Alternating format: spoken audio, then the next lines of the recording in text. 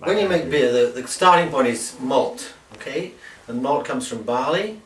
Do you know, have you seen malt? You know what malt is? If you put warm water on barley, it starts to sprout, and then you spray boiling water on it, and you take out, the enzymes start working, and they convert the starches to sugars, and it takes all the sugars out, and you get a brown liquid. And that brown liquid is made into beer. In our case, that brown liquid is put in some system where it's evaporated and condensed down, and we get malt, a recipe already made up of malted hops or hops. Oh, it's got the hops in it too already? Everything is in it. Oh. Yeah. So this is a really cheap man's Yeah, way it's to pretty make straightforward. beer. Yeah. Yeah, it is. You can make it as strong as you want by adding more sugar. The more sugar you add, the stronger, more alcohol it's going to have, and you can decide how much gas you want in it, how much fizz. Because when it's fermented out, when you put it in bottles, which we will do in a moment, you add a little bit of sugar to the bottle called priming, and that sugar is converted into carbon dioxide by the yeast. And the amount of sugar you put in determines how much carbon dioxide and how much pressure there will be in the bottle. When I make wine and beer, I always put a cultivated yeast in which is appropriate for that particular beverage, because it's not worth risking all the time and effort you've made if it's not going to ferment properly. And it only costs you a few pence on the internet to get the correct yeast, which has been bred over centuries to do that job, and it will do that job. So that's something to bear in mind. The process is, this malt is taken out of the tin, it's put in a fermenting bin, we add sugar, 1 kilo of sugar normally, we put boiling water on top of that so we can mix it all up. When it's all mixed up, we then add cold water to take the level right up to the top of the bin, and when it's full we add the yeast, and then we put the... Oh, that smells good.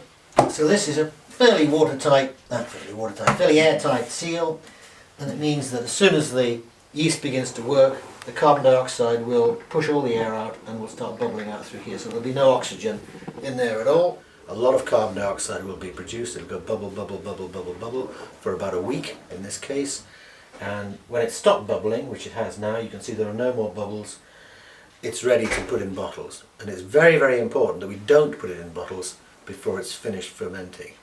And one of the catches in making beer or cider or wine is when you start aerating it by putting it into the bottles, okay, it can restart the fermentation. So when you're making wine, it's a really good idea not to lay the bottles flat for the first couple of weeks. Otherwise the corks might blow out and you will be sorry. So Andrew, behind you, hanging on the cupboard, is my siphon, okay? So if you come and have a look at this, you'll see what a perfect, but it has no contamination. I can see that it's beautiful. And it should taste bitter when I taste it. We don't want to leave it open very long. This is the thing with all brewing and jam making and everything else. You don't want things to be left out in the air for any longer than you possibly can help it, because that's where contamination comes from. And oxygen, of course, is corrosive stuff, and oxygen will degrade all foods, and particularly these sort of fragrant smelling brews. Oxygen is a killer. Yeah. So when we fill the bottles, we fill them right to the top. We don't want oxygen to be in there at all. And all these things really do make a difference. As soon as I put this into the beer, the bubbles will come on it and it'll tend to float up, which is a nuisance. I have a tap at this end and a very short piece of tube so that I can put it into a bottle and I can leave it in the bottle. And I don't have to hold it all the time. And then I can shut the tap off and the siphon will stop. And you fill them right up to the rim? I fill them right up to the top. And we're just going to put ordinary sugar into each bottle. If I didn't put any in, it would be completely flat. There would be no fizz at all. So it's really just to have a tiny little bit. I put a small amount, you'll see, like half a teaspoonful. That's all.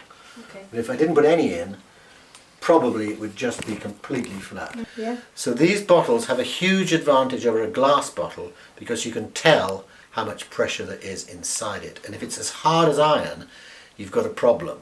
But the plastic bottles, they take a huge pressure, more pressure than a glass bottle for a start, but they also allow you to tell by pressing, and I can tell this one has got quite a lot of pressure in it. So when I take the top off, it's going to fizz and it's going to have quite a lot of foam on the top. So although the plastic bottles are very horrible in almost every way, and there are, I don't know how many billion a day are produced and thrown away, we don't need to buy them. We can have our friends give us plastic bottles very easily, and so we use those. As far as sterilising things and cleaning is concerned, I don't ever use any cleaning materials at all. I use boiling water only. The books and textbooks will tell you to use sulfites and all sorts of things. I'm not really quite sure why. If your equipment is clean and used frequently, you never have any contamination problems. And I believe that's because the microorganisms that dominate the environment there are yeasts, because we're using it all the time. If I left this open, this bin, in a cupboard for 3 months, then I'd have to put boiling water in very carefully to make sure it was sterile. But if I'm using it literally, we're going to empty this, clean it out, and it's going to start straight again. So that yeasts are the dominant microorganism, and we shouldn't have any risk of contamination. Maybe in the whole year I might have one batch that is contaminated in some way. If I have to leave it in this for 2 or 3 weeks because I'm away, then it's very, very risky. Then how do you know that it's bad? Tastes bad?